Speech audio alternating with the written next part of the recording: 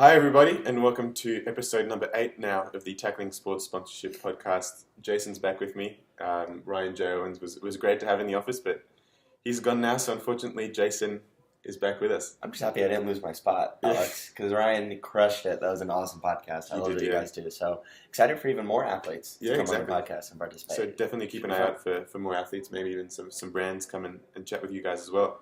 So first things first, I think this is what we've got to address. Super Bowl last night, Philadelphia Eagles with the win over the New England Patriots. Make sure to let us know what you guys thought about that. Jason, he's a big Philly fan, so...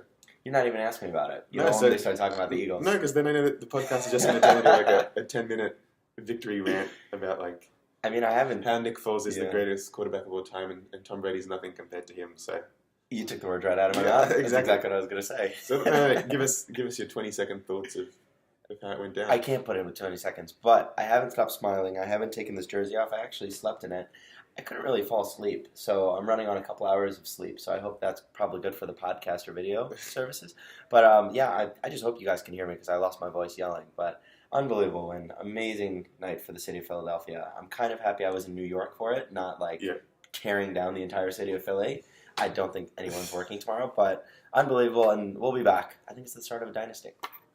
Let's move on to what we wanted to talk about. Open Sponsorship is a company. 3 of us went over to CES 2018 in early January, a few weeks ago. So CES is the Consumer Electronics Show, so probably the biggest. I think it's the biggest expo. Definitely the biggest. For everything, but definitely the biggest tech expo. Lots of new tech products for this year, but also a lot of prototypes that will launch maybe 2-3 years down the line that people want to show off and get customer feedback from. So 3 of us went there, Ishveen, our CEO, and then Jason and I. Pretty spontaneous trip, I'd say.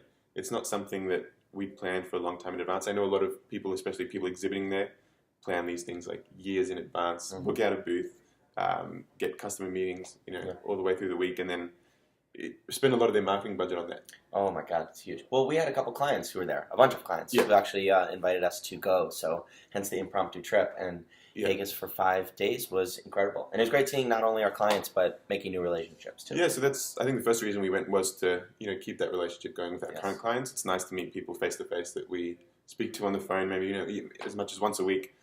So to finally meet them, have a nice chat was really nice. And then we got to explore, as you said, a lot of new and exciting brands because there were, I think, how many brands were exhibiting? Thousands. Thousands, tens of thousands, I want to say. Maybe not tens of thousands, but a lot of Exactly. And it's also right in our target market. Exactly. So the consumer market, direct to consumer. So, that's something that I love seeing, trying out different products, meeting different people is amazing. So as a brand, we didn't have the traditional CS experience of having our booth and people, showing up to our booth, conversing with them. We were actually more so on the go, whether it be taking meetings or just walking the floor and chatting with people. How do you think that experience was, and would getting a booth be something that would be valuable to us in the future or not? So getting a booth for us, I don't think so because we are B2B business. So a lot of I would say 99% of the booths there were having a product and they're selling it to consumers.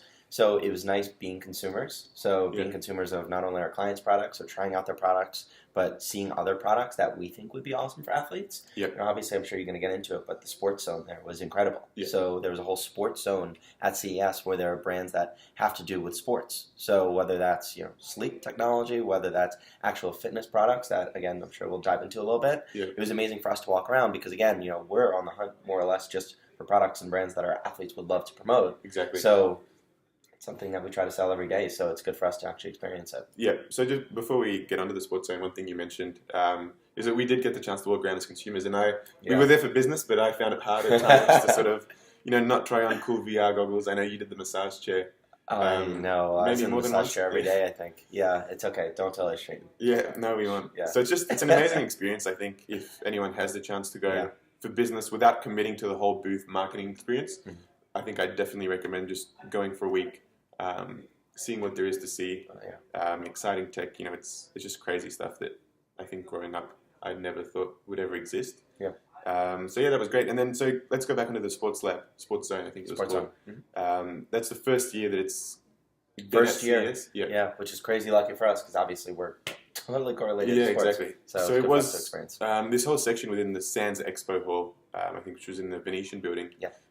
this whole zone dedicated just to sport technology. Mm-hmm. So as you said, whether that be wearables, sleep tech, Headphones. headphones, smart sports gear from like smart baseball bats to bicycles, really exciting. And I think it showed that sport and technology are sort of becoming one as time goes on. 100%. They also had unbelievable panels of people, everyone from like the TNT guys like Shaq, Ernie, Kenny, but also the CEOs of these companies actually going and speaking about their products too, which was, again, full experience. Yeah, and as a sport tech brand, I think that we understood that we may be in the right business moving forward. Oh my God, yeah.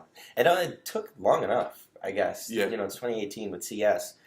We felt, obviously, we're a little bit biased that every brand could be a good fit with sports, whether that's a kid's product that is caring about getting kids active, whether that's a wearable that obviously athletes are wearing, whether that's a pillow that helps athletes sleep at night. Every brand or most brands we think could be great fits with athletes because athletes, again, are more than just athletes. They're people too. So I think that's what the Sport Zone was trying to accomplish. Yeah, definitely.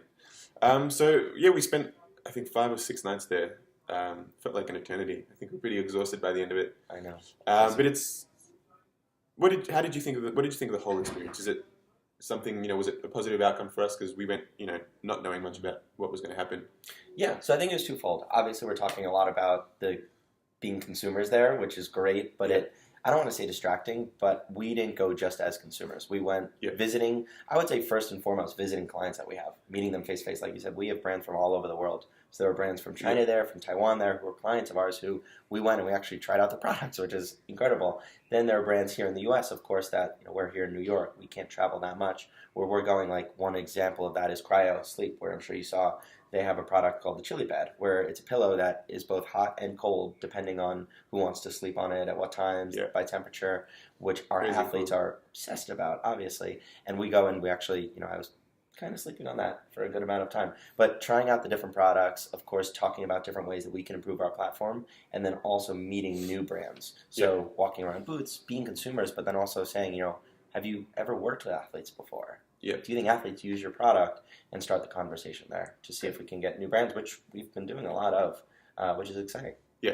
So I think that will sort of lead into our second video. Expect another podcast after this, which I think we'll be giving sort of tips and tricks that we thought, speaking a bit more about our experience and how we think we would do it next year if we were to go back. Definitely. Or how we suggest other sort of small startups that have limited time and resources maybe can make the most of CES, because it's a really big, overwhelming week. Mm-hmm. Where maybe I think the top 5 tips. Yeah, exactly. CES. So I think that's a perfect time to end this video and film the next one. We'll probably film it back to back. Can I wear my Eagles jersey for it? Yeah, reluctantly, I'm going to have to say yes. Awesome. Cool. So thanks, guys. Thanks for watching episode number 8, and we'll see you, right now for the next one. Fly Eagles fly.